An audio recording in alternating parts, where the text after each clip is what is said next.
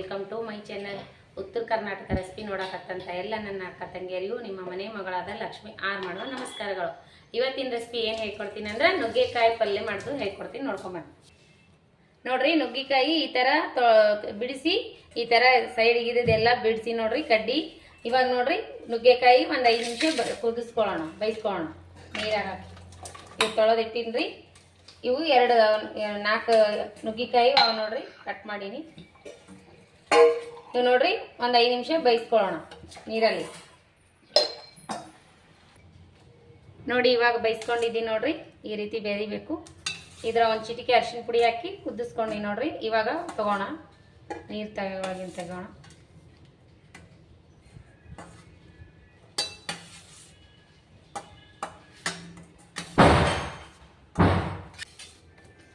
ನೋಡ್ರಿ ಇಂಗ್ರೀಡಿಯೆಂಟ್ಸ್ ಏನೇನು ತೊಗೊಂಡಿನಿ ಅಂದ್ರೆ ಒಂದು ಸ್ವಲ್ಪ ಲವಂಗ, ಚಕ್ಕೆ, ಶುಂಠಿ ಬೆಳ್ಳುಳ್ಳಿ ಪೇಸ್ಟ್, ಕರಿಬೇವು, ಕೊತ್ತಂಬರಿ, ಒಂದು 2 ಈರುಳ್ಳಿ ಕಟ್ ಮಾಡಿ ಇಟ್ಕೊಂಡಿನ್ರಿ, ಗರಂ ಮಸಾಲೆ, ಅಚ್ಕಾರದ ಪೌಡ್ರು, ಧನಿಯಾ ಪೌಡ್ರು, ಜೀರಿಗೆ, ಧನಿಯಾ ಪೌಡ್ರು 2 ಅವು ನೋಡ್ರಿ.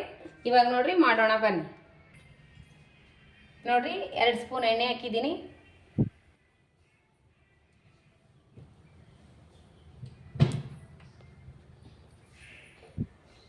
ಎಣ್ಣೆ ಹಾಕಿದ್ದೀನಿ, ಕಾಯಿಲೆ ಎಣ್ಣೆ ಕಾಯಿಲೆ, ಸಾಸಿವೆ,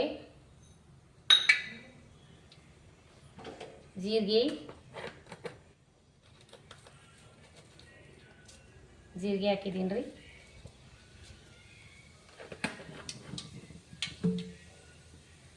ಚಟ್ಪಟ ಅಂದ ತಕ್ಷಣ ಮಸಾಲ ಹಾಕ.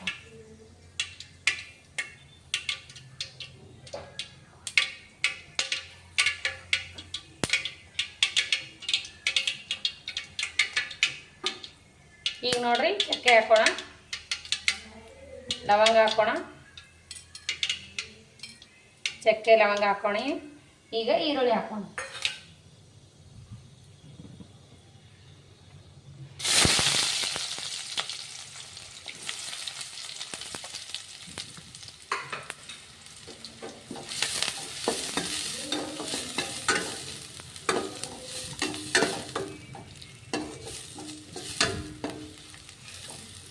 ಸ್ವಲ್ಪ ಇಲ್ಲಿ ಕರಿಬೇವು ಹಾಕೋಣ, ಶುಂಠಿ ಬೆಳ್ಳುಳ್ಳಿ ಪೇಸ್ಟ್ ಹಾಕೋಣ,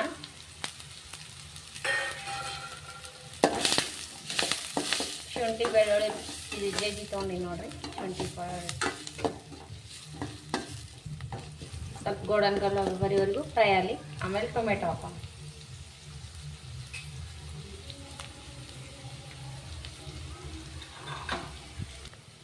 ಇವಾಗ ನೋಡ್ರಿ ಟೊಮೊಟೊ ಹಾಕ್ತಿದ್ದೀನಿ.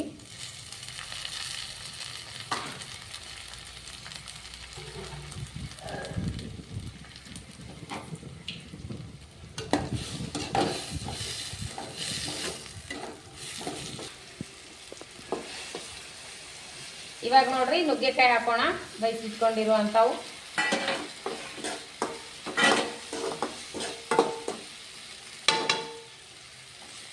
ಈಗ ನೋಡ್ರಿ ಇವು ನುಗ್ಗೆಕಾಯಿ ಇದ್ರೊಳಗೆ ಹಾಕಿ ಈ ಥರ ಮಾಡ್ಕೊಂಡು ಮ್ಯಾಗ ಖಾರದ ಪುಡಿ ಅದ ಹಾಕೋಣ.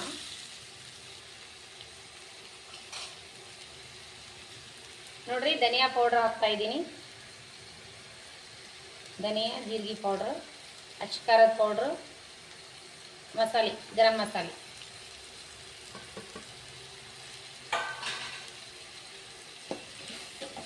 ರುಚಿಗೆ ತಕ್ಕಷ್ಟು ಉಪ್ಪು ಹಾಕ್ಬೇಕ್ರಿ. ನಾವು ನುಗ್ಗೆಕಾಯಿ ಎಷ್ಟು ತೊಗೊಂಡಿರ್ತೀವಿ ಅಷ್ಟು ನೋಡಿಬಿಟ್ಟು ಹಾಕೋಬೇಕು, ಉಪ್ಪು ಜಾಸ್ತಿ ಹಾಕೋಬಾರ್ದು.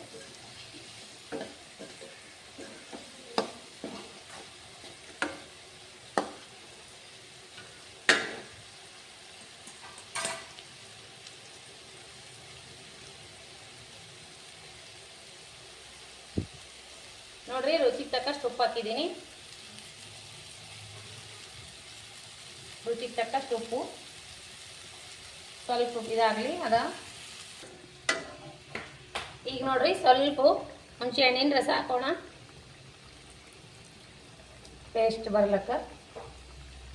ಸ್ವಲ್ಪ ಬೇಯಿಸ್ಕೋಣ. ನೋಡಿ ಫ್ರೆಂಡ್ಸ್, ಲಾಸ್ಟಿಗೆ ಕೊತ್ತಂಬರಿ ಹಾಕಿಬಿಡೋಣ.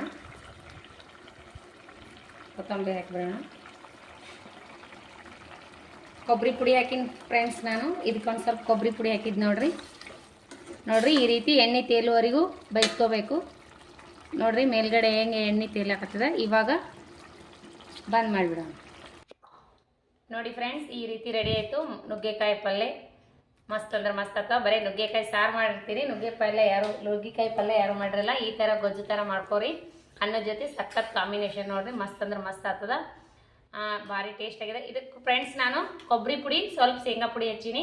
ನೀವು ಹಚ್ಚಿರಿ, ಬೇಡಾದ್ರೆ ಹಚ್ಬೋದು, ಬೇಡಾದ್ರೆ ಸ್ಕಿಪ್ ಮಾಡ್ಬೋದು. ಟೇಸ್ಟ್ ಸಖತ್ ಆಗ್ತದ. ಈ ರೀತಿ ಅನ್ನದ ಜೊತೆ ಮಾಡ್ಕೊತೀರಿ, ಮಸ್ತ್ ಆಗ್ತದ. ಟೇಸ್ಟ್ ಮಾಡಿ ನೋಡಮ್ರಿ.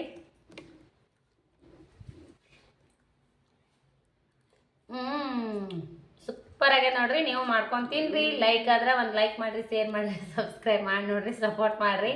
ಇದೇ ರೀತಿ ಪ್ರೀತಿ ವಿಶ್ವಾಸ ಸದಾಕಾಲ ತೋರಿಸ್ತಾನೆ ಇರ್ಬೇಕು ನೋಡ್ರಿ. ನಿಮ್ಮಂಥ ಪ್ರೀತಿ ವಿಶ್ವಾಸ ತೋರಿಸಿದ್ರೆ ನಮ್ಮಂಥವ್ರ ಮುಂದೆ ಬರೋಕ್ಕೆ ಕಾರಣ ನೋಡ್ರಿ.